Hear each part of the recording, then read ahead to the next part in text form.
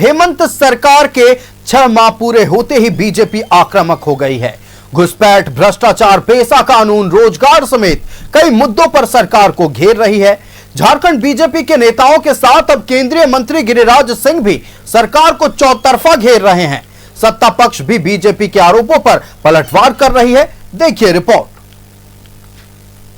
सरकार पर बरसे गिरिराज सिंह, बारूद की ढेर पर बैठा है झारखंड। जमाई टोला से झारखंड को खतरा। झारखंड में घुसपैठियों के लिए रेड कारपेट। गिरिराज की पहचान नफरती बयान। हेमंत सरकार पर एक बार फिर केंद्रीय कपड़ा मंत्री गिरिराज सिंह बरसे।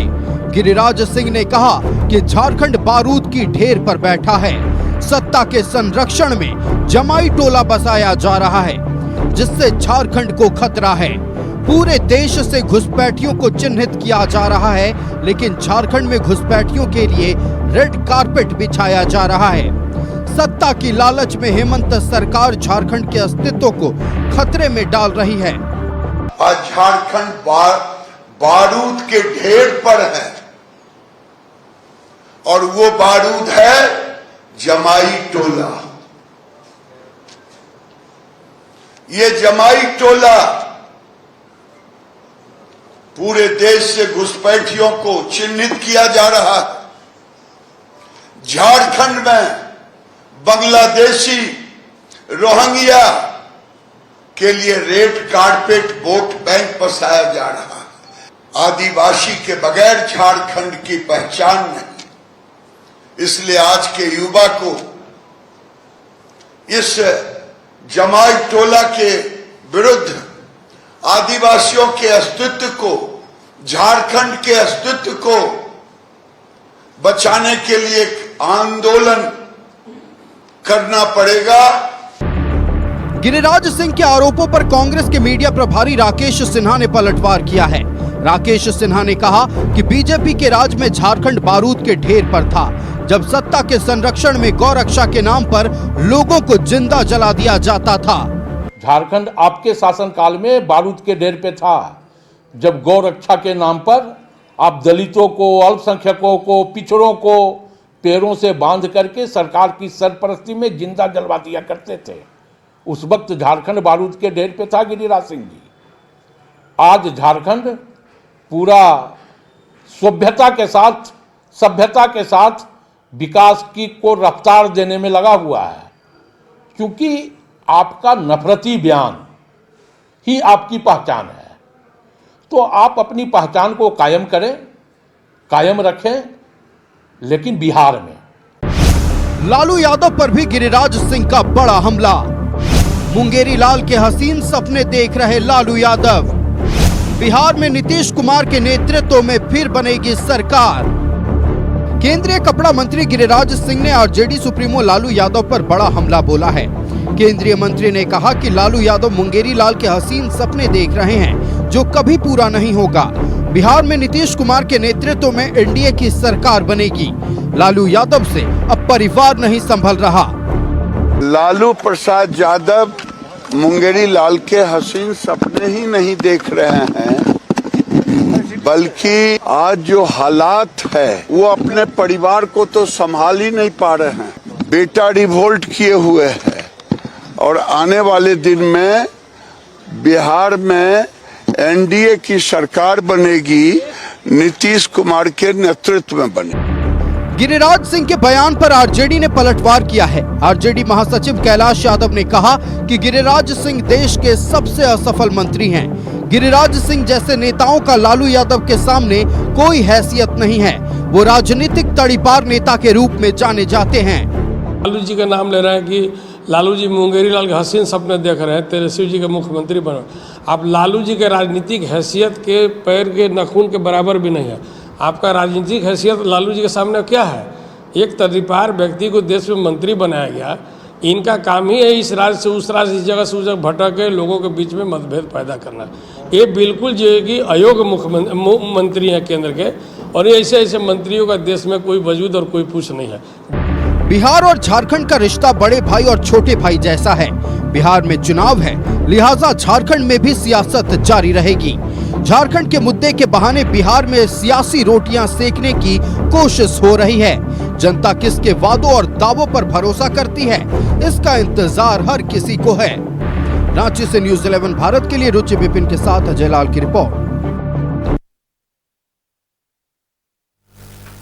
तो इस वक्त झारखंड में दो अलग अलग राजनीतिक तस्वीरें देखने को मिल रही है, जहां एक तरफ राज्य की मौजूदा हेमंत सरकार को भारतीय जनता पार्टी चौतरफा घेर रही है, दूसरी तरफ एक और तस्वीर है जो बिहार चुनाव से जोड़कर देखा जा रहा है। निश्चित तौर पर झारखंड बिहार से ही अलग हुआ है, तो बिहार में अगर चुनाव है तो राजनीतिक तपिश झारखंड में भी देखने को मिलेगी। बयानबाजी का दौर है और गिरिराज सिंह जो कि केंद्रीय कपड़ा मंत्री हैं, झारखंड आए हुए थे। घुसपैठ को लेकर, क्राइम को लेकर, कानून व्यवस्था को लेकर राज्य सरकार को घेरा और साथ ही यह भी कह दिया है कि अब दाल गलने वाली आरजेडी की नहीं है। बिहार चुनाव में फिर से नीतीश कुमार की ही सरकार बनने जा रही है, यानी नीतीश कुमार के नेतृत्व वाली एनडीए सरकार बनने जा रही है। इन्हीं तमाम विषयों पर हम चर्चा करेंगे। हमारे साथ हमारा गेस्ट पैनल जुड़ा हुआ है। अपने अतिथियों से आपका परिचय करा दें। जनता दल यूनाइटेड से सागर कुमार जी हमारे साथ जुड़ चुके हैं। सागर जी बहुत स्वागत है न्यूज़ 11 भारत में।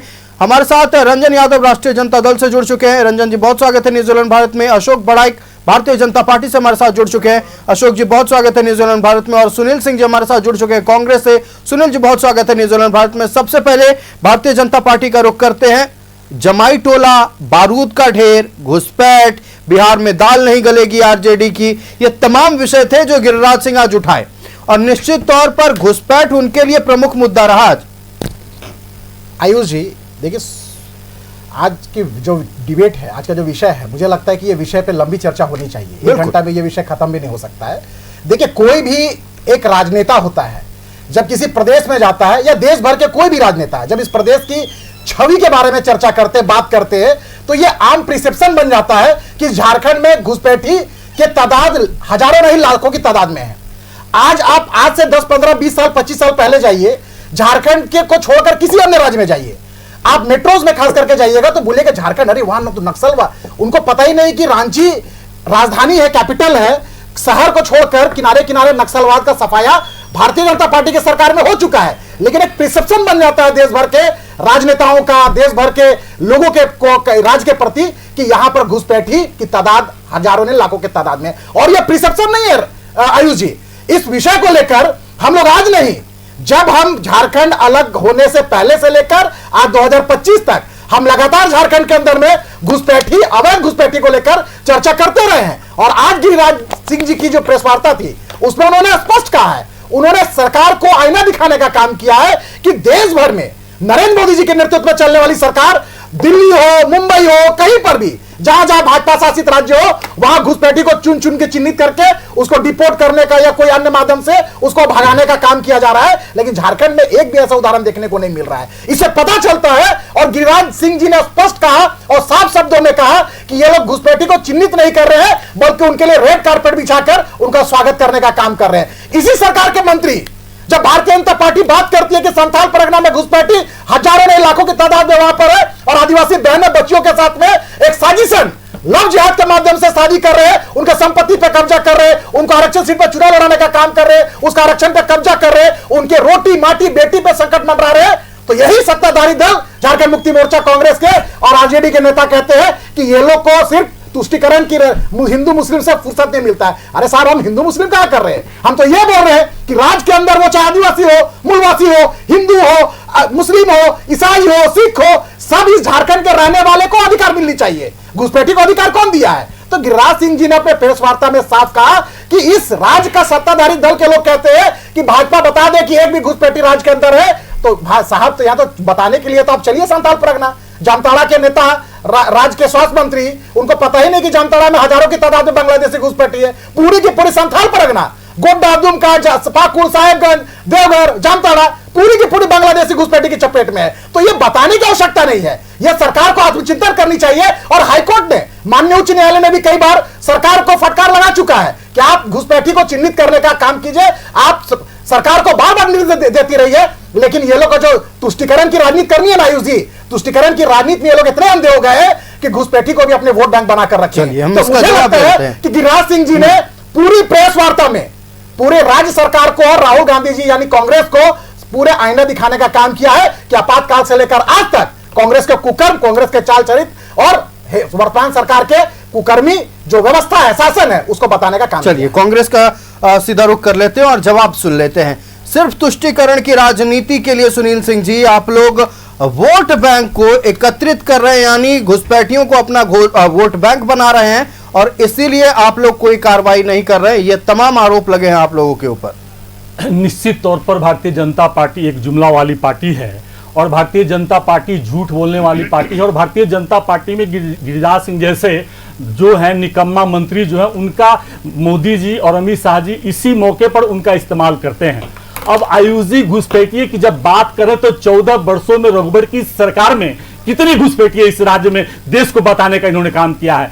आज वर्तमान गृह मंत्री श्री अमित शाह जी जब इस राज्य के सिराज दत्ता 2024 नवंबर 2 नवंबर 2024 को आरटीआई से मांग करते हैं कि कितने घुसपैठिया हैं, तो वहां से मिलता है कि हमारे पास में गृह मंत्रालय से डाटा कि मेरे पास कोई भी डाटा उपलब्ध नहीं है। तो आपके पास में एनआईए है, आपके पास में आईबी है, रो है, एनएसए है, एनसीआरबी, आपके पास है महत्वपूर्ण दुनिया का लोकप्रिय गुप्तचर संस्थाएं भारतीय जनता पार्टी और इस देश के पास में उपलब्ध है, उसके बाद में भी डाटा नहीं मिलता है। और ये बात हमारी भारतीय जनता पार्टी के नेता करते हैं। आपको पता है कि 1990 से आज तक भारतीय जनता पार्टी की गुजरात में सरकार है और एक बार भी इन्होंने नहीं कहने का काम किया कि वहां बांग्लादेशी घुसपैठिए हैं और भारतीय जनता पार्टी की सरकार में 6500 घुसपैठिए, अभी तत्काल जब घटना पहलगाम में हुआ है तो 6500 घुसपैठिए वहां से प्राप्त हुए हैं। चौंकने वाली बात है कि वहां चिन्हित किए गए, झारखंड में एक भी चिन्हित नहीं किया गया। 35 वर्षों में क्यों नहीं किए गए? 35 वर्षों में चिन्हित क्यों नहीं किए गए? चिन्हित कब किए गए?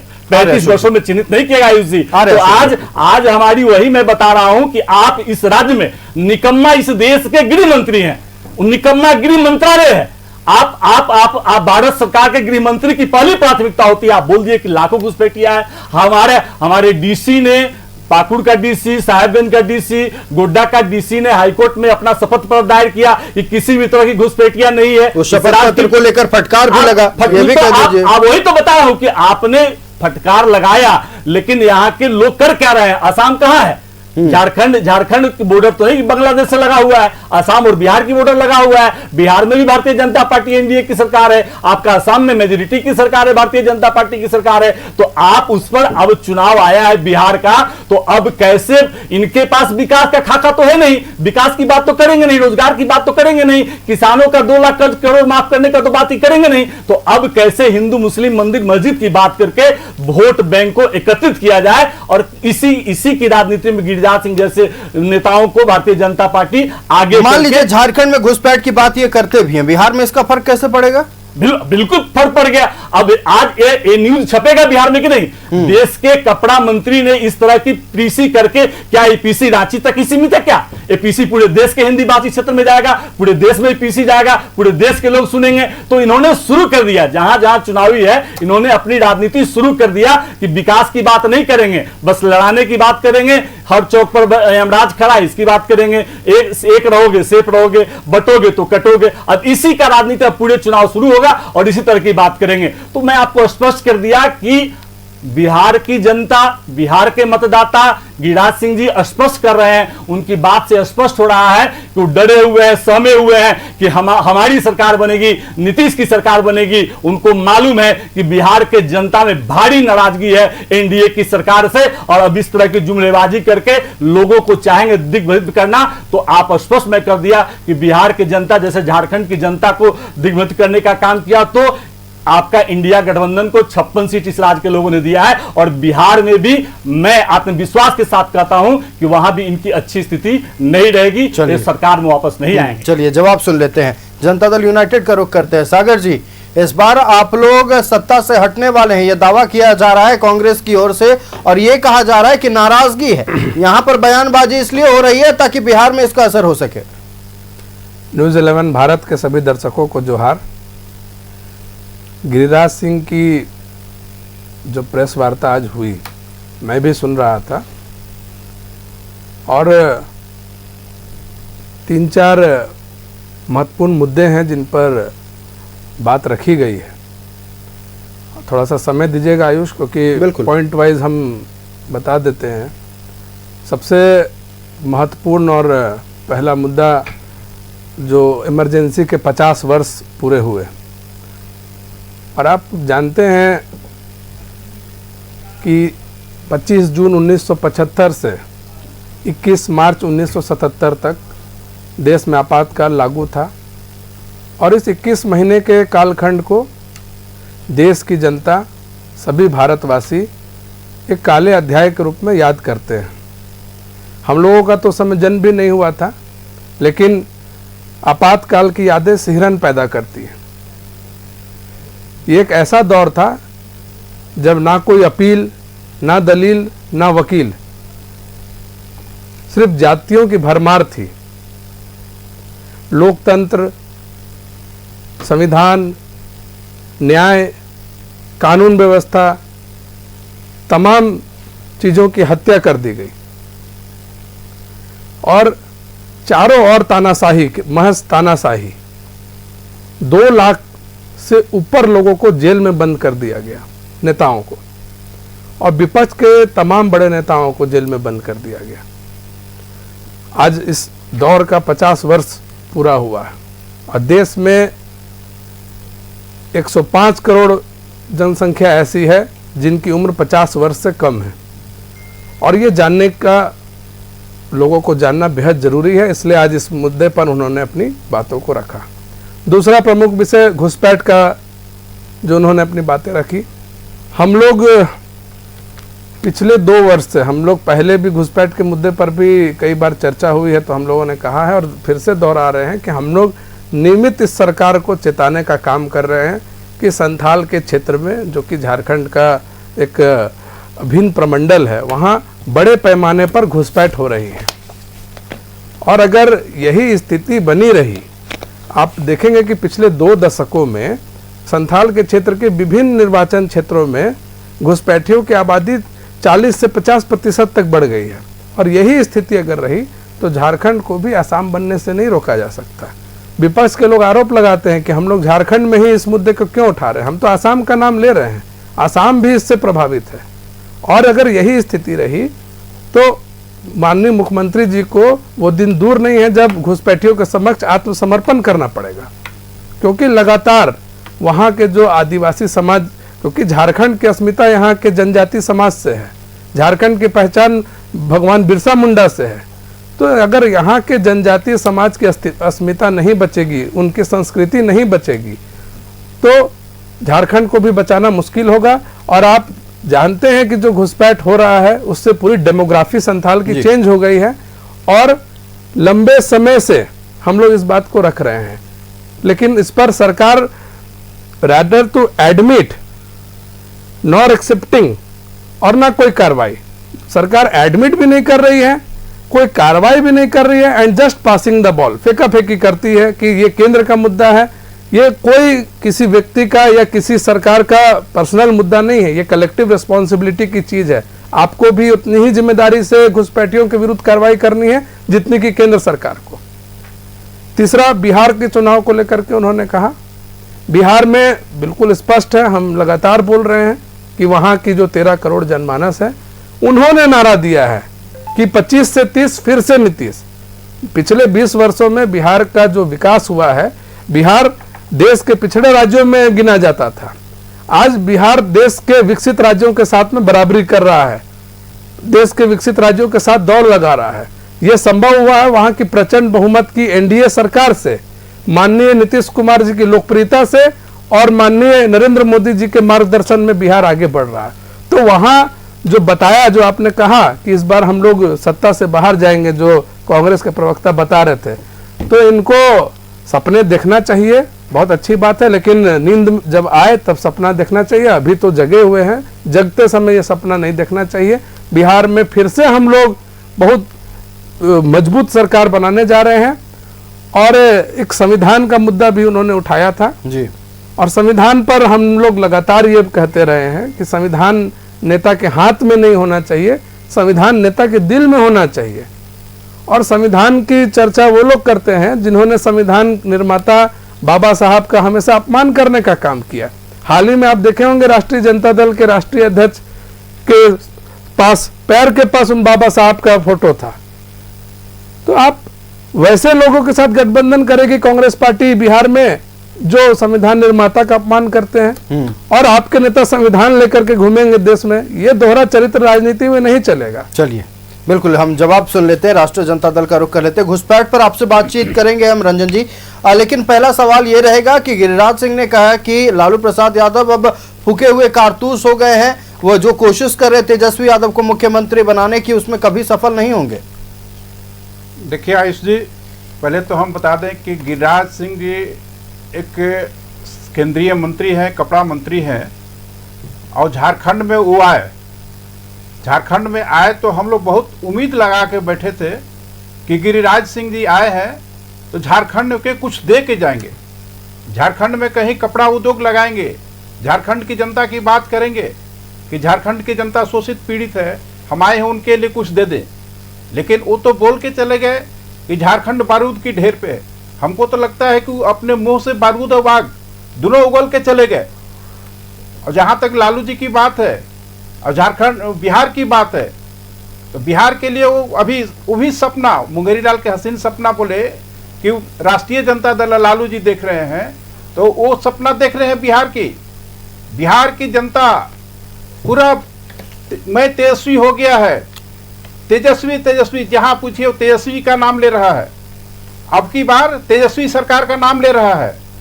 और हम कभी नहीं सुने, अभी हमारे प्रवक्ता बोल रहे थे जदयू के कि हम 25 से 30 नीतीश, ये तो सिर्फ उन्हीं के मुंह से सुने हम, बाकी बिहार तो पूरे बिहार बोल रहा है कि राष्ट्रीय जनता दल अब की बार तेजस्वी सरकार। लेकिन गिरिराज सिंह को क्या कहिएगा, गिरिराज सिंह अपना टीआरपी बढ़ाना चाहते हैं लालू जी के बात को बोलकर। लालू जी के बात को जब तक नहीं बोलेंगे उनका टीआरपी नहीं बढ़ सकता। लालू जी का मुकाबला गिरिराज सिंह नहीं कर सकते। लालू जी एक विचारधारा है, विचारधारा वाले नेता कभी नहीं बन सकते गिरिराज सिंह मुंह बोले नेता है, बोलने वाले हैं, काम करने वाले नहीं है, वो मास का नेता नहीं हो सकते। इसलिए हमेशा उन्होंने लालू जी का नाम लिया और अपने टीआरपी बढ़ाने का काम कर रहे हैं। तो बिहार की जनता देख रही है। और जहां तक घुसपैठिए की बात हम सुन रहे थे अभी, ये घुसपैठिए है, घुसपैठिए की बात पे पूरे चुनाव हो गया झारखंड का, पूरे बीजेपी का नेता, इनके प्रधानमंत्री से लेके गृह मंत्री सारे लोग घुसपैठिए चिल्लाते रह गए। लेकिन झारखंड की जनता ने क्या रिजल्ट दिया, झारखंड की जनता रिजल्ट दिया। और आज आके गिरिराज सिंह झारखंड की जनता को अपमान कर रहे हैं। ये झारखंड की जनता सब सुन रही है। अब ये बिहार में मैसेज जा रहा है, बिहार की जनता भी सुन रही है। बिहार में इनको करारा जवाब मिलने वाला है। जिस तरह अभी बिहार में जो अभी नंगा नाच चल रहा है, ओपन डकनंगा चौक पे देखे होंगे कि आप गोली कैसे चल रही है, किसी को कभी दिन दहाड़े मार दिया जा रहा है, रात को मार दिया जा रहा है। तो झारखंड में भी वही हो रहा है। नहीं, आप कैसे कर सकते हैं? आप बिहार की बात क्यों नहीं करते, झारखंड की बात करते हैं? हम दोनों की बात करते हैं, बिहार में हो रहा है, झारखंड में भी हो रहा है। तो गिरिराज सिंह को बोलना चाहिए ना कि बिहार में भी हो रहा है, बिहार को भी रोकना है। आप झारखंड की बात क्यों बोल के गए, बिहार की बात क्यों नहीं बोले जो बिहार में हो रहा है अभी? बिहार में सिर्फ ये बोल के गए कि बिहार में हमारी सत्ता है कि अब फिर से नीतीश कुमार बनेंगे। नीतीश कुमार का क्या वजूद रहा है, पूरे बिहार की जनता देख रही है, देश की जनता देख रही है कि नीतीश कुमार अभी क्या कर रहे हैं बिहार में।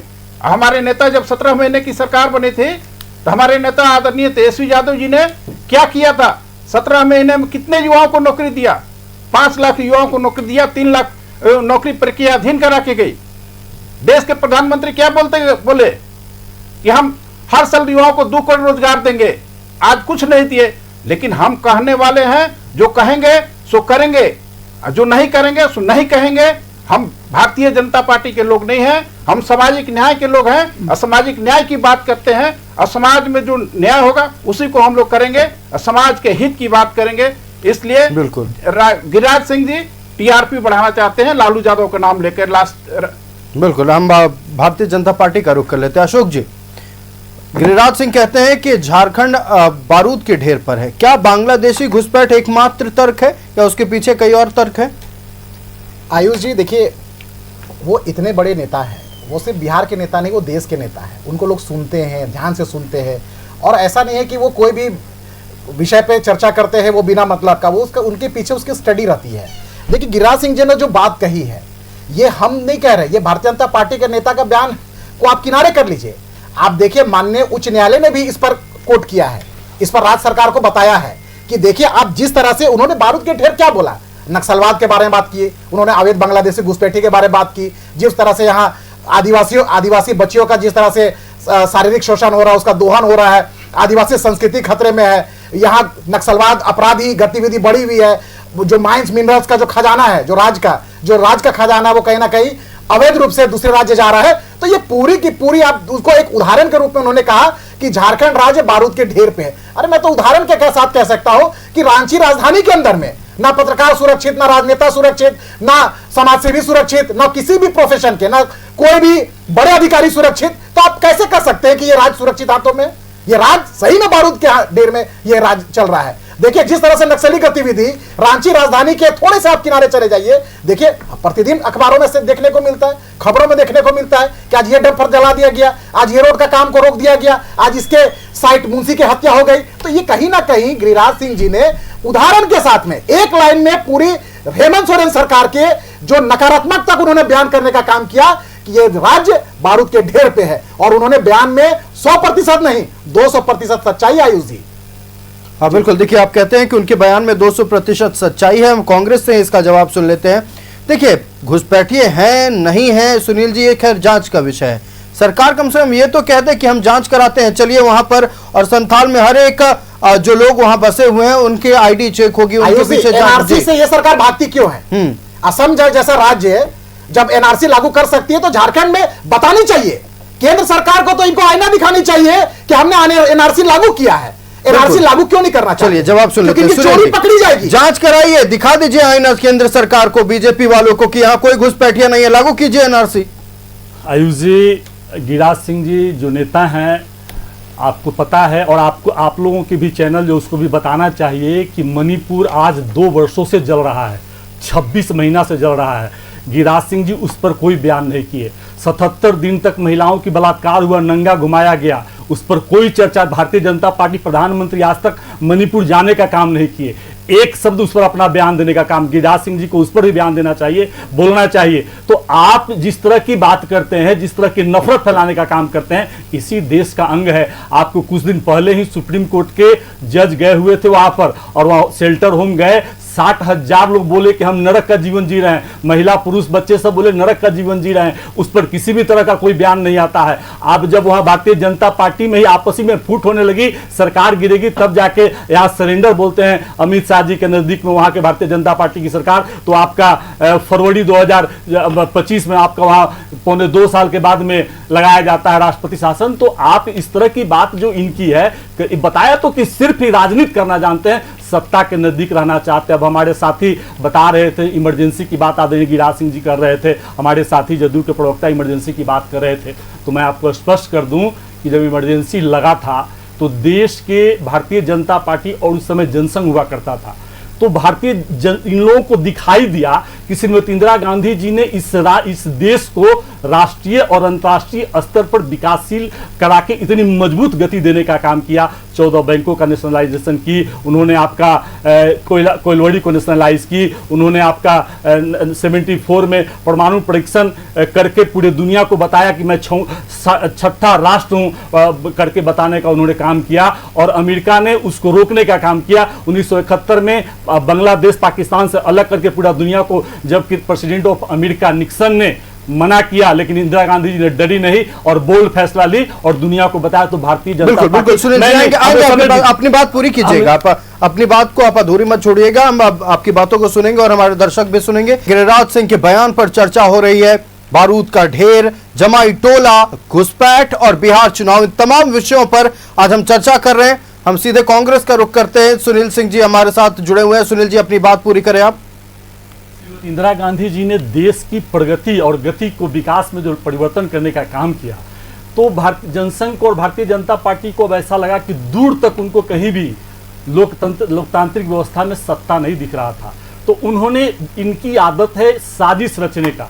भारतीय जनता पार्टी साजिश रचकर, और देखिए कि हम असफल हो रहे हैं, तो एक ऐसा नेता को चुना जाए जो नेता को हम नेता के माध्यम से इस देश पर किस तरह से इस देश के लोगों को दिग्भ्रमित करे, तो आदरणीय लोकप्रिय नेता जयप्रकाश नारायण जी को इन्होंने चुना। जयप्रकाश नारायण जी निस्वार्थ भाव से बोले कि मुझे कोई पद नहीं चाहिए, और उस व्यक्ति को चुनकर देश में अराजकता की माहौल, जिन्हें आप आदरणीय कह रहे हैं, उस वक्त मीसा कानून लगाकर उन्हें जेल भेजा गया था। ठीक है, आपका जो कहना मैं आ रहा हूं, तो आप जिन आदरणीय, मैं नहीं बोलूं क्या? नहीं, बिल्कुल हमारी संस्कार आदरणीय बोलने का है। कांग्रेस पार्टी का जो हम भारतीय जनता पार्टी हम उस वक्त के संस्कार पर सवाल उठा रहे हैं। मां बहन का गाली देने वाले लोग हैं, भारतीय जनता पार्टी में नहीं हूं। हमारी संस्कार है कांग्रेस पार्टी की, मैं हमेशा सम्मान के साथ ही बोलूंगा। लोकतांत्रिक व्यवस्था में मां बहन का गाली नहीं दे सकता हूं। ये भारतीय जनता पार्टी की सरकार है कि कुछ भी कर दे। अब मैं आता हूं अपना मूल विषय पर कि श्रीमती इंदिरा गांधी जी, तो उन्होंने उसको चुना और देश में अराजकता का माहौल फैलाया। ठीक है प्रेसिडेंट, आपको जब लगा इमरजेंसी यहाँ पर, तो हमारा भारतीय संविधान में धारा 352 में इमरजेंसी लगाने की व्यवस्था बनाई गई है। प्रेसिडेंट ऑफ इंडिया के माध्यम से इमरजेंसी लगाई गई और आपका सुप्रीम कोर्ट ने मॉनिटरिंग किया। और जब चुनाव हुआ 2 वर्ष के बाद, आपको पता है 77 में जब चुनाव हुआ, तो चुनाव में आपका विपक्ष की सरकार बनी, जनतांत्रिक सरकार बनी। उनको कितना सीट आया? 298। कांग्रेस को कितना आया? 152। और 2 साल के बाद ही, मात्र 2 साल के बाद ही इमरजेंसी का विरोध में पूरे देश ने यह नारा दिया कि आधी रोटी खाएंगे, श्रीमती इंदिरा गांधी और कांग्रेस को वापस लाएंगे। आप समझिए कि पूरा देश क्या बोला। जब हमारी सत्ता थी, जब आप इमरजेंसी की बात करते हैं, उस समय हमारा 352 सीट था कांग्रेस पार्टी की। और जब 1980 में चुनाव हुआ, तो आप समझिए कि 2 साल में, जबकि मुख्य विषय भारतीय जनता पार्टी जनसंघ का विषय था, फिर उन्होंने इमरजेंसी की बात कही, जोर जोर से चिल्लाया। और देश की जनता ने सारी चीज को नकारते हुए कांग्रेस पार्टी को 353 सीट लोकसभा में देने का काम किया। और 298 से विपक्ष कितने पर आ गए? 31 सीट पर आ गए। तो देश की जनता की सोच देखिए। तो भारतीय जनता पार्टी आज गिरिराज सिंह नहीं कहते कि क्यों नहीं आदरणीय मोदी जी, आदरणीय अमित शाह जी, मुद्रा पोर्ट अडानी का मुद्रा पोर्ट है गुजरात में, वहां से 21,000 करोड़ का अफीम चरस पकड़ाया जाता है, और कोकीन पकड़ाया जाता है। और वो कहां से आया, किसके पास आया और कहां तक पहुंचा और किसने पहुंचाया, आज तक के साफ नहीं हुआ। लेकिन 15 ग्राम आपका नेता शाहरुख खान का बेटा का पकड़ा गया, तो पूरे देश में बवाल मच गया। ये है भारतीय जनता पार्टी की चाल और चित। भारतीय जनता पार्टी, जब श्री राहुल गांधी जी लोकसभा में विपक्ष का, देश दुनिया का सबसे बड़ा लोकतांत्रिक राष्ट्र भारत के विपक्ष का नेता श्री राहुल गांधी जी 19 दिसंबर 2024 उसके पूर्व में बात करते हैं कि अडानी की गिरफ्तारी की वारंट अमेरिका में निकला हुआ है, पूरे दुनिया में भारत की शर्मसार हो रहा है, आप इस पर डिबेट कराइए, इस पर चर्चा कराइए। तो एक साजिश रची गई 19 दिसंबर 2024 को। पूरे लोकसभा का सीसीटीवी कैमरा को बंद कर दिया गया। भारतीय जनता पार्टी के 144 सांसदों ने राहुल गांधी जी के साथ धक्का मुक्की किया, उनकी हत्या की प्रयास किया। और उल्टे ही अनुराग ठाकुर जी ने दिल्ली थाना में जाकर राहुल गांधी जी के खिलाफ अटेम्प्ट टू मर्डर केस करने का काम किया। राहुल गांधी जी ने मांग क्या किया? राहुल गांधी जी ने मांग किया भारत देश के प्रधानमंत्री से कि भाई आप इस राष्ट्र के हित में आप ज्वाइंट पार्लियामेंट कमेटी बनाकर आप पुलवामा जो हमारे 40 सैनिक शहीद हुए उसकी जांच कराइए। राहुल गांधी जी ने अभी लगातार मांग किया कि आप इन विषय पर, तो आज देश की प्रधानमंत्री अगर लोकतंत्र में विश्वास करते आयुष जी, तो 11 वर्षों में एक बार भी प्रधानमंत्री श्री मोदी जी ने 1-to-1 पीसी करने का काम नहीं किया, प्रेस के सामना फेस करने का काम नहीं किया। ये देश के प्रधानमंत्री जो जितने भी तानाशाह होते हैं, भारतीय जनता पार्टी के नेता, लोकप्रिय नेता श्री सुब्रमण्यम स्वामी जी कहते हैं कि तानाशाह डरपोक होता है। मोदी जी डरपोक है, हिटलर डरपोक था, स्टालिन डरपोक था, श्री मोदी जी भी डरपोक है। ये सामना नहीं कर सकता है, आपको मीडिया के सामने नहीं आ सकते हैं। तो आज अघोषित देश में 11 वर्षों से अघोषित, आप किसान आंदोलन करेगा तो आप क्या लगा दीजिएगा? तार घेर दीजिएगा, आप कांटेदार आप दीवार घेर दीजिएगा। आप किसान 3 काला कानून लाए तो युवाओं नौकरी मांगे तो आप लाठीचार्ज करा दीजिएगा। तो आप जिस तरह के पूरे देश में जो आप माहौल क्रिएट किए हुए हैं, उस पर भारतीय जनता पार्टी बोलने की काम नहीं करती है। और मैं चाहूंगा भारतीय जनता पार्टी के साथी से कि ये बताएं कि प्रधानमंत्री श्री नरेंद्र मोदी जी मणिपुर कब जाएंगे, वहां के लोगों की स्थिति को कब फॉलो करेंगे। चलिए हम जवाब सुन लेते हैं।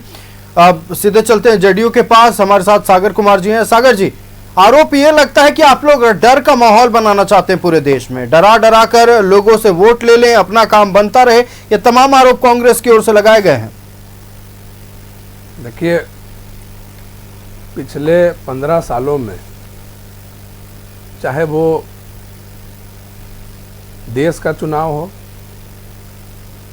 या राज्यों का चुनाव हो, जनता ने स्वेच्छा के साथ एनडीए को प्रचंड बहुमत देने का काम किया है। देश के यशस्वी प्रधानमंत्री नरेंद्र मोदी जी पर देश की जनता ने विश्वास व्यक्त किया है। विभिन्न राज्यों में हमारे एनडीए के गठबंधन को देश की जनता ने मजबूती प्रदान की है। हम लोग डरा कर वोट लेने वाले लोग नहीं हैं। आज इस देश में हमारी सरकार है या राज्यों में एनडीए की सरकार है, तो ये जनता का अपार स्नेह और प्रेम है जो आज हम सरकार में काबिज हैं। इमरजेंसी की हम लोग चर्चा कर रहे थे, नसबंदी से लेकर के जेलबंदी तक इंदिरा जी की सरकार में जो कुछ हुआ, भारत की राजनीति की दिशा बदल दी गई। और 21 महीने के बाद लोकनायक जयप्रकाश नारायण जी के संपूर्ण क्रांति के आह्वान के बाद देश में इमरजेंसी समाप्त हुई। राष्ट्रीय जनता दल के नेता भी बोल रहे थे बिहार के संबंध में कि नीतीश जी का क्या वजूद है। अब इनकी बातों से मैंने हम क्या कहे हैं, प्रदेश के अध्यक्ष हैं, हास्यास्पद बात कर रहे हैं। अब नीतीश कुमार जी की वजूद की बात कर रहे हैं। नीतीश जी तो स्वयं एक विचारधारा है, सांसद, मंत्री, विधायक बनाते हैं और वो एक राष्ट्रीय राजनेता है नीतीश जी। और बिहार के मुख्यमंत्री बाय फोर्स नहीं है, वो बाय चॉइस है। नीतीश जी देश के नेता हैं, राष्ट्र स्तर के नेता हैं और उन्होंने 20 वर्ष पहले राष्ट्रीय राजनीति को छोड़ करके बिहार की सेवा को अपना चॉइस बनाया, बिहार की सेवा को अपना लक्ष्य बनाया। और आज तेजस्वी यादव जी जिन भी पदों को सुशोभित किए हैं बिहार में, वो ड्यू टू नीतीश कुमार। आज उनको उप मुख्यमंत्री, पूर्व उप मुख्यमंत्री के रूप में लोग जानते हैं, तो just due to Nitish Kumar, वरना मौका नहीं मिलने वाला था। ताउमर विपक्ष के नेता रह जाते, ये मौका नीतीश जी ने दिया। इसलिए नीतीश जी के वजूद पर चर्चा करना हमको लगता है कि बहुत ही हास्यास्पद होगा। और बिहार की 13 करोड़ जो जनमानस है, उनको नीतीश जी की और नरेंद्र मोदी जी की जरूरत है।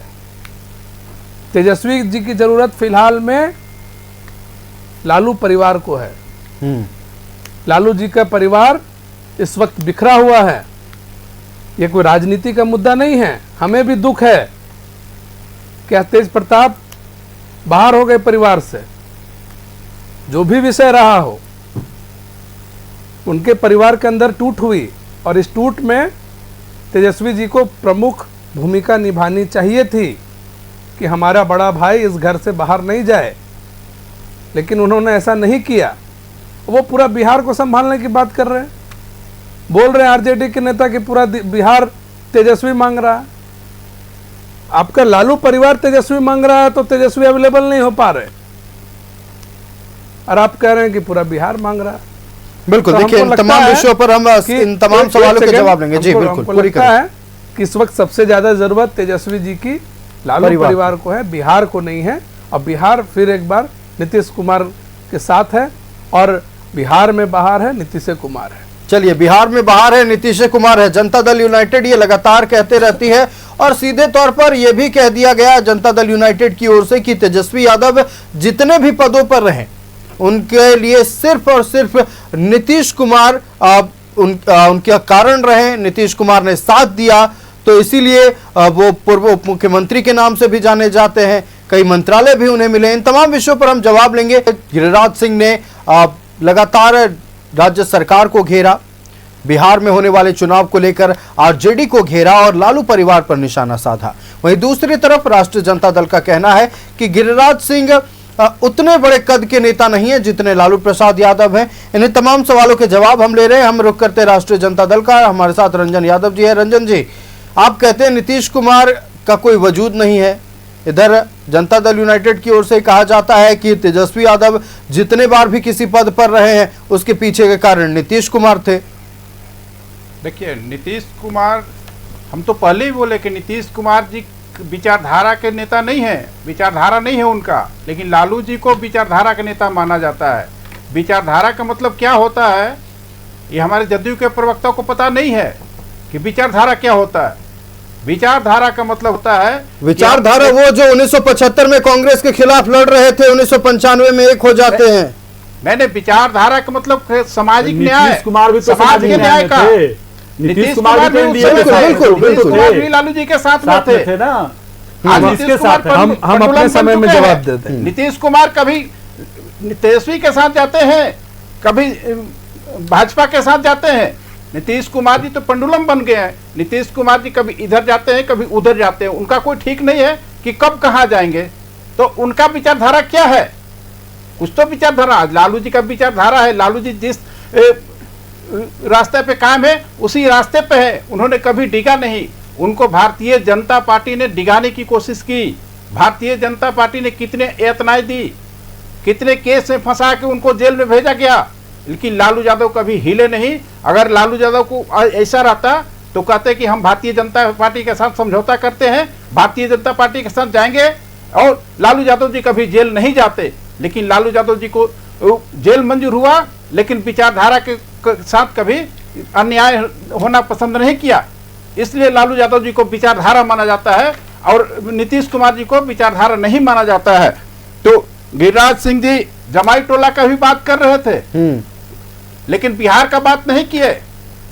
बिहार में जमाई बोर्ड का हुआ, साला बोर्ड हुआ, सारे बोर्ड होते चला गया, जो कि आपका सारे बोर्ड को जमाई और साले बोर्ड किया गया, लेकिन वहां के तो कभी बात नहीं किए। यहाँ आके जमाई टोला का बात करके चले गए, अपना बात तो कभी कहते नहीं है। लेकिन बिल्कुल आप सवाल जो उठा रहे हैं बहुत अच्छा सवाल है, लेकिन एक परिवार में 3 विधायक, 2 राज्यसभा सांसद, 1 लोकसभा सांसद, ये आपको भी पता होगा किस परिवार की बात हो रही है। हाँ, हमको पता है, अच्छी तरह से पता है, लेकिन उसका बात तो उठाएंगे नहीं। वो क्यों नहीं उठाते हैं? उठाए तो झारखंड की बात उठा रहे, अब बिहार की बात क्यों लेके आ रहे हैं? जब बिहार में चुनाव है, बिहार की बात, बिहार में उनका जमीन खिसक रहा है, तो इसलिए ये सब अलबल बात बोल रहे हैं। और एक मंत्री होने के नाते हम तो चाहेंगे कि बिहार में भी कुछ नहीं दिया आज तक, और झारखंड में भी कुछ नहीं दिए। चलिए रुक कर लेते भारतीय जनता पार्टी का। कुछ नहीं दिया गया बिहार को आज तक और ना झारखंड को दिया गया। भारतीय जनता पार्टी सिर्फ बात करती है, तमाम आरोप लगे हैं। आयुष जी, अभी आरजेडी के हमारे साथी ने कहा था कि, माफ करेंगे, कांग्रेस के साथी ने कहा था कि वो गिरिराज जी आए, झारखंड को क्या दिए। देखिए, गिरिराज सिंह जी की जो डिपार्टमेंट है, विभाग है, वो टेक्सटाइल है, कपड़ा उद्योग है। जरा ये सवाल अपने मुख्यमंत्री जी से पूछते कि रघुवर दास जी के कार्यकाल में 2014 से लेकर 2019 में जो टेक्सटाइल का एक तरह से ये हब बना हुआ था झारखंड, जो टेक्सटाइल इंडस्ट्री, टेक्सटाइल फैक्ट्रीज यहाँ पर कितने तादाद में खुले थे और कितने लोगों को रोजगार मिली थी झारखंड में, जिसको हेमंत सोरेन जी ने 2019 दिसंबर के बाद में उस सबको ताले, सभी के दरवाजे पे ताला लटकाने का काम किया। तो मुझे लगता है कि ये सवाल गिरिराज सिंह जी से नहीं, ये सवाल मुख्यमंत्री जी से करनी चाहिए कि जिसको भारतीय जनता पार्टी ने खुलवाने का काम किया था, वो टेक्सटाइल इंडस्ट्री हब बनाना चाहते थे, उसको हेमंत सोरेन जी ने बंद कराने का काम किया। एक विषय और है कि मेरे साथी ने कहा कि 35 वर्ष से कांग्रेस ने केंद्र से लेकर राज्य तक में भारतीय जनता पार्टी, मैं आपको बता दूं, इनका जो सवाल था, मैं उस सवाल का जवाब में आता हूं कि भारतीय जनता पार्टी की सरकार अगर ध्यान से देखा जाए तो अटल जी के कार्यकाल और 2014 से लेकर वर्तमान 2025 तक, इससे पहले केंद्र में कांग्रेस की सरकार थी और कई बहुतों राज्य में कांग्रेस की ही और या उसके गठबंधन की सरकार थी, उसके सहयोगी की सरकार थी। तो जो स्थितियां उत्पन्न हुई है वो कहीं ना कहीं उसका एक ही दल दोषी है, वो है कांग्रेस पार्टी है और कांग्रेस के सहयोगी रही है। चर्चाएं हुई गिरिराज सिंह जी ने अपने प्रेस वार्ता में एक विषय और उठाया था। उन्होंने कहा कि लोकतंत्र और वंशवाद एक साथ नहीं चल सकता है। यह बहुत बड़ा विषय है। जो लोकतंत्र की दुहाई देते हैं, लोकतंत्र बचाने की दुहाई देते हैं, संविधान बचाने की दुहाई देते हैं, उनको पता होना चाहिए कि 25-26 जून 1975 को किस तरह से संविधान का चीरहरण किया गया, लोकतंत्र का किस तरह से चीरहरण किया गया, यह उनको स्मरण रखनी चाहिए। क्या हुआ था आपातकाल के समय में? अभी तो बता रहे थे कि आपातकाल देश के संविधान में एक ऐसा कानून है जिससे लगाया जा सकता है। साहब, आपके सरकार ने, कांग्रेस ने 90 बार चुनी हुई सरकार को गिराने का काम किया, देश में 2-2 बार राष्ट्रपति शासन लगाने का काम किया। यह कौन सा कानून है साहब कि चुनी हुई लोकतांत्रिक व्यवस्था में किसी भी सरकार को सरकार चलाने का अधिकार होता है? आपने, कांग्रेस की सरकार ने 90 बार सरकार गिराया है और राष्ट्रपति शासन लागू किया राज्य में, और देश में 2 बार राष्ट्रपति शासन लागू किया है। तो यह कौन सा लोकतंत्र है? और तो इन्होंने साफ कहा कि वंशवाद और लोकतंत्र एक साथ नहीं चल सकता है। इसका उदाहरण उन्होंने यह शब्दों में दिया था कि इंदिरा गांधी जी ने अपने जो कोर्ट के माननीय जो कोर्ट थे उसके आदेश का अवहेलना करते हुए, यानी उस कोर्ट के आदेश को नहीं मानते हुए, उन्होंने देश में आपातकाल लागू कर दिया कि देश में शासन होगा तो इंदिरा गांधी का ही होगा, किसी दूसरे लोकतांत्रिक व्यवस्था के तहत कोई चुनकर नहीं आएगा। और क्या हुआ उसके बाद में? उस तरह से लोकतंत्र के तीनों स्तंभ को, कार्यपालिका, विधायिका, न्यायपालिका, यहां तक कि आप जैसे पत्रकारों के भी कलम को हड़ताल करने का काम किया। जो सरकार के खिलाफ लिखते थे उसको ठूस के जेल में भर दिया गया। 2 लाख राजनेताओं को जेल में बंद कर दिया गया। यही होता है लोकतंत्र, यही होता है संविधान बचाओ। आज इंदिरा गांधी जी के आपातकाल लागू करने की जो कुकर्मी नीति थी, जिसको राहुल गांधी जी संविधान दिखाकर ढकने का प्रयास कर रहे हैं, लेकिन देश की जनता, देश के 140 करोड़ जनता जानती है कि जो जून 1975 में हुआ था उसको देश हमेशा स्मरण रखेगा, उसको कभी भूल नहीं पाएगा, क्योंकि देश ने हमेशा लोकतांत्रिक व्यवस्था को सम्मान किया है, लोकतंत्र के पर्व को हमेशा से मनाया है। लेकिन जब कोई तानाशाही रवैया अपनाता है तो उसको आज कांग्रेस जिस तरह से 3 बार जो विपक्ष बैठा हुआ है, उसी तरह से भविष्य में भी बैठा नजर आएगा। और राहुल गांधी जी को आत्ममंथन करनी चाहिए कि अपने नानी ने, माफ करेंगे उनके दादी ने, जो देश में जो व्यवस्था जो उत्पन्न की थी, जो अव्यवस्था उत्पन्न की थी, उसको संविधान दिखाकर, संविधान के सादा कोरा कागज दिखाकर उसको ढकने का प्रयास करते हैं। लेकिन देश की जनता उस आपातकाल को भूलेगी नहीं, और भारतीय जनता पार्टी और 140 करोड़ देश की जनता, वो हमेशा देश की जनता को याद दिलाते रहेगी कि कांग्रेस ने किस तरह से लोकतंत्र और संविधान की पाबंदी। एक फाइनल कमेंट हम कांग्रेस से ले लेते हैं। सुनील जी, तमाम आरोप लगे, तानाशाह तक का आरोप लग गया, और यह आरोप लगा है कि उस दिन के बारे में कांग्रेस कभी बात नहीं करना चाहती है। भारतीय जनता पार्टी से बड़ी तानाशाह और मोदी जी अमित शाह से बड़ी तानाशाह कोई है ही नहीं। देश का सबसे बड़ा दंगा 2002 में गुजरात में हुआ। उस दंगे में देश के तत्कालीन प्रधानमंत्री आदरणीय अटल बिहारी वाजपेयी जी ने स्पष्ट कहा था पूरे दुनिया के समक्ष कि मोदी जी, आपने राष्ट्र धर्म का निर्वहन नहीं किया, आपको पद छोड़ देना चाहिए। देश की भारतीय जनता पार्टी कभी भी संविधान को नहीं मानती है। 26 जनवरी 1950 में भारतीय संविधान लागू होता है, और आरएसएस का पत्र ऑर्गेनाइजेशन में, और ऑर्गेनाइजर जो पत्र है उसमें आरएसएस का लोग कहते हैं कि मैं भारतीय संविधान को नहीं मानता हूं। इस देश में 2019 में चुनाव होता है, और लल्लू सिंह अयोध्या के तत्कालीन सांसद यह कहते हैं 2024 में कि 400 पार भारतीय संविधान को मैं बदल डालूंगा। यह मोदी जी क्या कार्रवाई किए, अमित शाह जी क्या कार्रवाई किए? तो अमित शाह जी और आदरणीय मोदी जी अपने लोगों से बुलवाते हैं। आपका 1993 में भारतीय जनता पार्टी का नेता राजेंद्र सिंह जी ने इंडियन एक्सप्रेस में लेख लिखा था कि भारतीय संविधान को नहीं मानते हैं, और उस समय के तत्कालीन राष्ट्रीय अध्यक्ष Bharatiya Janata party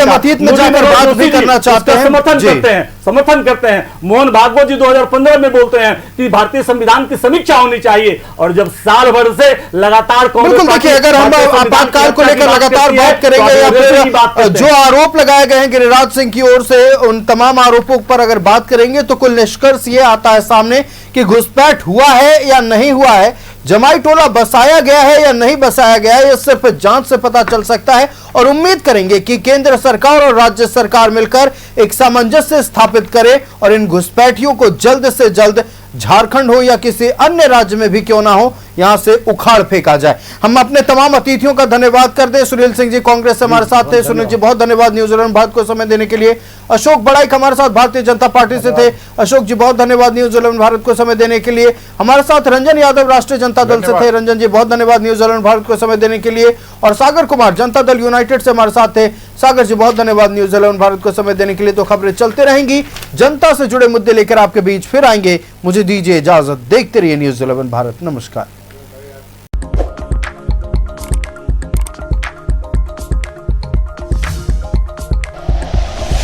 like and share videos, subscribe करें हमारा चैनल और प्रेस करें बेल आइकॉन। न्यूज़ 11 भारत, सच है तो दिखेगा।